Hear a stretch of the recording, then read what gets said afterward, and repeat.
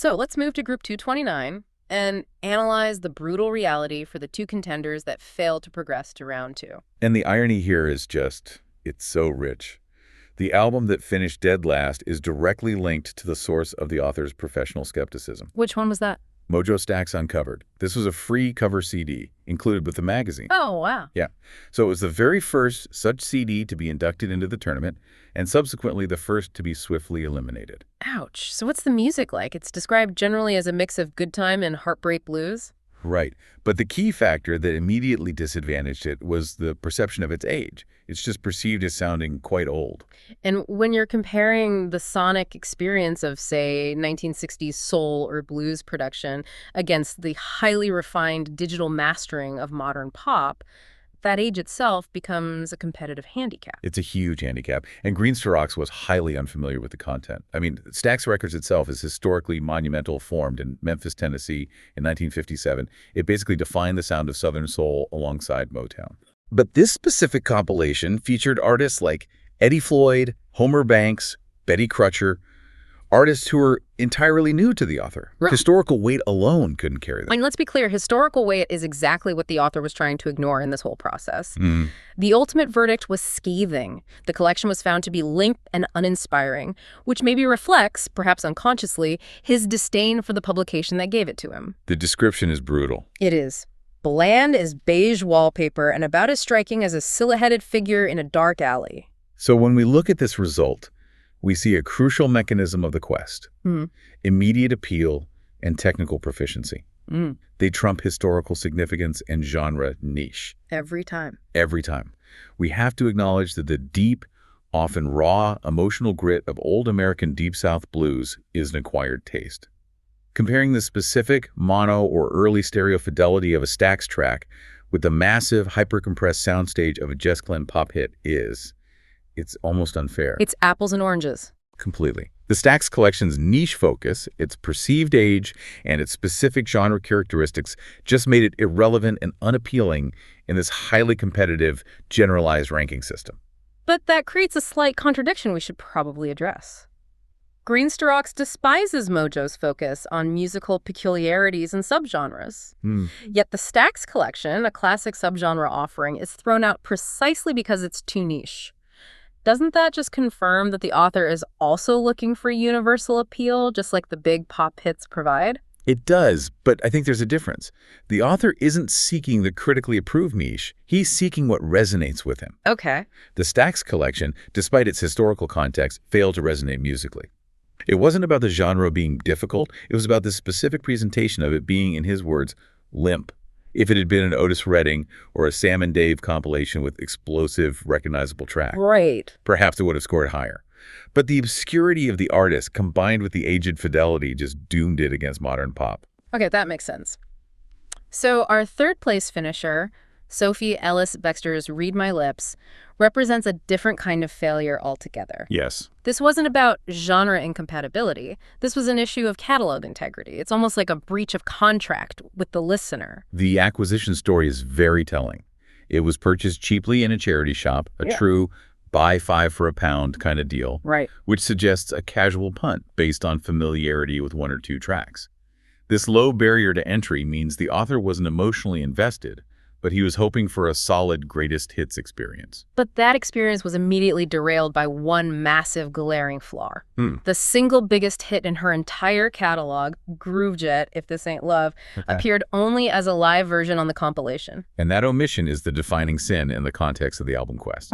The critique is robust.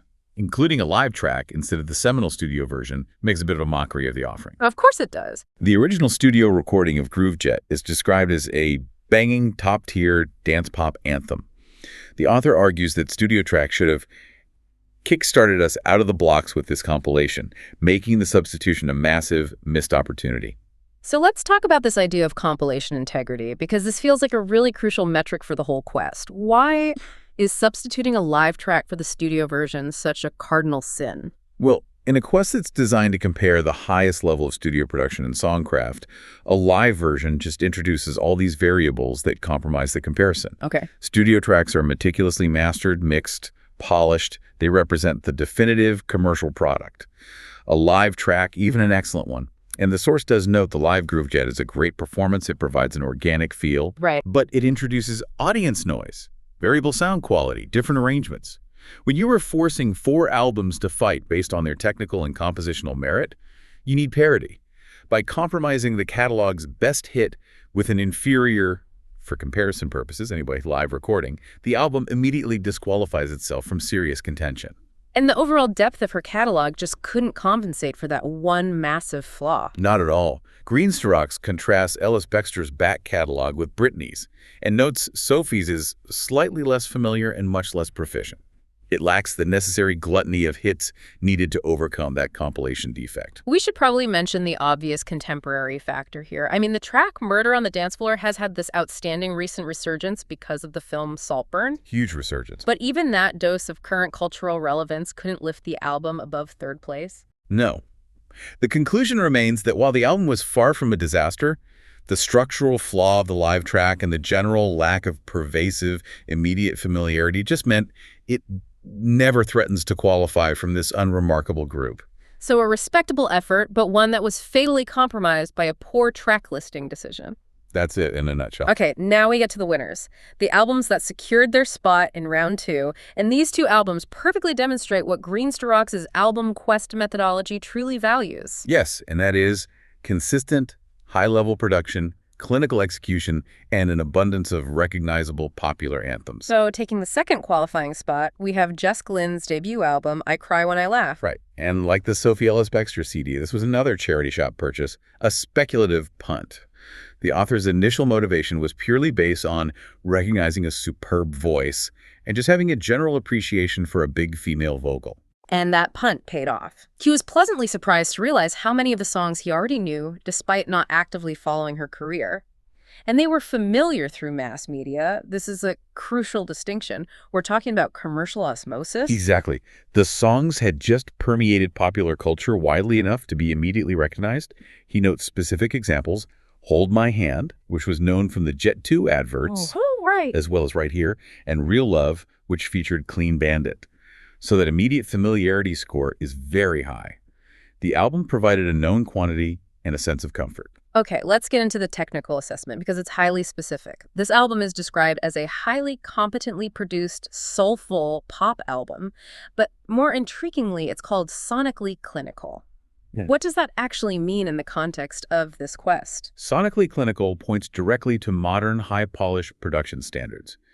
In audio engineering terms, it means maximum fidelity, perfect mixing, and likely some aggressive mastering. Everything is optimized for radio and digital playback. So no rough edges? None. It suggests a sound where every element is perfectly in place, meticulously structured, and scrubbed of any raw edges or errors. Competency here means reliability. It's a machine built to deliver hit after hit with consistent professional shine. And that consistency is a huge factor for qualification. The author states emphatically that he doesn't believe there is a single bad song on the entire album. Right. The floor for quality is incredibly high. However, the caveat is equally important. Nothing reaches the heights of what I would call a truly great song, though. And that is the perfect definition of round 2 qualification. Consistency over transcendence. It's solid, it's reliable, it's technically immaculate, but maybe it lacks that singular gut punch moment that defines true artistic genius. It's the B-plus album that succeeds because it avoids all the pitfalls. Speaking of pitfalls, the source does cite one specific track as the weakest link. The duet Sadist Vanilla with Amelie Sande is placed on this very thin, precarious line, swinging between dull but okay, and the slightly more aggressive assessment of, no, actually, this is a bit dirge. And that minor dip is significant because it highlights how unforgiving the quest is. Even one track being perceived as dirge is a mark against an otherwise flawless record. But not enough to sink it. Not enough. The overall professional sheen and the consistent clinical quality ultimately secured its success. Glynne's debut easily slides into that second qualifying position, and it proves that structure, consistency, and professional execution are often enough to beat genre history or compromised compilations. And that brings us to the winner of Group 229, proving that a massive commercial infrastructure usually prevails. It's Britney Spears' My Prerogative. This collection of hits secured the top spot based on the pure volume of undeniable smash hits and the sheer technical quality of its recordings. The production values are described as impressive. Yes. The author keenly observes that Britney's output clearly benefited from high-powered talent in the background. This isn't just a singer. It's a massive, multi-million-dollar machine optimizing every single sound and arrangement. And this constant influx of high-level talent ensures a consistently polished product that is just. Yeah. It's difficult for a low-budget or a niche competitor to overcome. And this leads us to the most fascinating musical insight of the entire group analysis, the pop clone theory. I love this part. The author is convinced that many tracks on this Britney collection were created by the same industrial infrastructure that was responsible for other major pop acts of the same era. It speaks to the industrialization of pop music around the late 90s, early 2000s. Glynne speculates that most of this collection, along with the first, 2 or 3 Backstreet Boys albums, they were all recorded at the same studio with the same producers and same session players. You can hear it, can't you? You really can. If you listen closely to the production markers, the specific drum machines they use, the synth patches, the highly processed vocal layering, you recognize a sonic uniformity. And the theory is powerfully demonstrated by specific examples he gives, songs like Born to Make You Happy or Stronger. He says they could have been seamlessly given to the Backstreet Boys and they still would have worked perfectly. This is more than just a passing comment. It's really an indictment of the structural uniformity of high-end pop production during that decade. It suggests the success was less about unique artistry and more about prioritizing a specific, successful, studio-driven formula that was just replicated across different artists to guarantee commercial success. And despite that lack of unique artistry, the sheer success of the formula guarantees high scores in the quest. We also see the evolution of her sound, too. Her early breakthrough hits were appealing because of their innocent sound and charming pop melodies. But as her career went on, her team attempted reinvention, which led to these evolutionary songs that were, he says, more hit and miss. But crucially, even the missteps didn't really degrade the overall legacy of her chart-hitting output, which is what the quest is judging. Okay, let's delve into some of the specific track critiques. Toxic is a definite standout. Oh, yeah. It's called a quite fun and interesting sounding pop song with its unique high-pitched hook. It's recognized as a creative success. The Pharrell Williams track Boys is also described favorably as funky and cool. Yeah, but not all the additions are equally lauded. The Madonna collaboration is mentioned as being slightly less impressive, yet still kind of works. And the most criticized track is the cover of Joan Jett's I Love Rock and Roll. Oh, that one? Which is deemed totally unnecessary and out of place. It just doesn't fit the vibe at all. But here again, that theme of competency rears its head.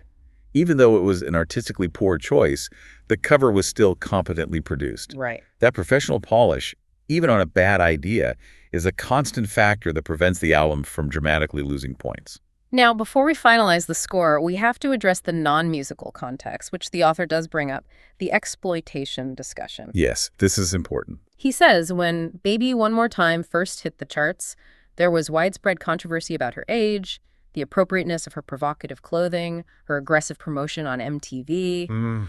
The author found the situation a bit dubious and creepy, even as a young adult at the time. And this raises a critical methodological question for the quest, one that you, the listener, really have to consider.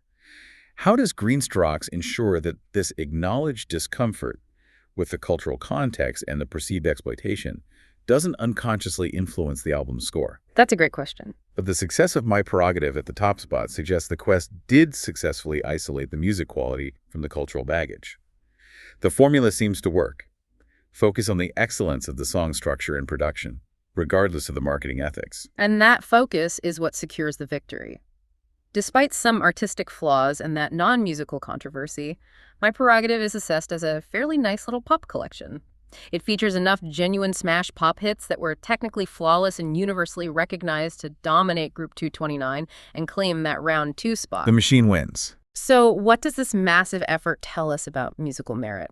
The final rankings really confirm that when you force direct empirical comparison, things like commercial success, relentless technical execution, and immediate familiarity will almost always overcome genre niche and catalog errors. Okay, let's just confirm the finishing order for Group 229, which serves as a perfect micro-study in the album quest methodology. Lay it on us. In first place, My Prerogative by Britney Spears. No surprise there. In second, I Cry When I Laugh by Jess, Glynne. Third place goes to Read My Lips by Sophie Ellis-Bextor. And in last place, Mojo Stax uncovered by various artists. It's a clean sweep for polished modern pop. So let's synthesize the 4 key criteria that seem to have determined success and failure in this intense comparison. Okay, so the first key driver is commercial proficiency. Britney Spears won this group because of the sheer volume and quality of her smash pop hits. Despite that powerful insight into the pop clone theory, the compositional similarities to other boy bands of the era, the consistent delivery of massive, high-quality anthems was just overwhelming. She had that necessary gluttony of hits that the methodology heavily rewards. The second key driver, which is what saved Jess Glynne and placed her securely in round 2, was sonic reliability and consistency. Absolutely. She qualified purely through the merit of being highly competently produced. Right. That sonically clinical structure of her modern pop album delivered a reliable, consistent, and flawless listening experience. No truly bad song. No truly bad songs. It fulfilled the technical requirements of the quest perfectly. Qualification, it seems, often comes down to who makes the fewest technical mistakes. And conversely, the downfall of Sophie Ellis-Bextor was due to a lack of compilation integrity. The album was fatally wounded because it substituted the definitive banging studio version of its biggest hit, Groove Jet, for a live recording. Such a simple error, but with huge consequences. In a competition focused on optimal studio quality comparison, that single omission proved to be a catastrophic handicap. It tells us the quest prioritizes the definitive studio document above all else. And finally, the Stax collection was defeated by genre accessibility and age. Yeah, it was deemed too niche, too historically specific, and in the author's estimation, just too limp compared to its competitors. And this powerfully reinforces Greenstorox's central thesis. It does. Historical importance and critical pedigree, the exact traits often championed by magazines like Mojo, do not guarantee success in this empirical listening contest. The music has to resonate now. This entire exercise demonstrates a magnificent filter, doesn't it? The album quest methodology forces Greenstorox to focus solely on the sustained, direct listening experience. It completely strips away the critical fluff, the historical weight, and the pompous analysis that led to the author's initial distrust of music journalism in the first place. It leaves only the sound itself to be judged on its current merit and quality. The lesson for you, our listener, is profound, I think. It's a mechanism for discovering which music truly holds up under scrutiny. Not the music you think you like based on memory or nostalgia, but the music that actually survives a direct back-to-back comparison. It's the ultimate test of staying power, free from external biases. A musical stress test. That brings our analysis of Group 229 to a close. We've charted the downfall of genre-focused journalism, witnessed the triumph of clinically produced pop infrastructure, and we've seen how a single technical failure, like omitting a definitive studio track, can sink an otherwise worthy contender. The central lesson derived from this particular album quest battle is that in a head-to-head competition, competence, technical execution, and the sheer volume of quality hits are supremely rewarded. Yeah. Music is judged on its ability to resonate in the present moment, regardless of historical context or critical fanfare.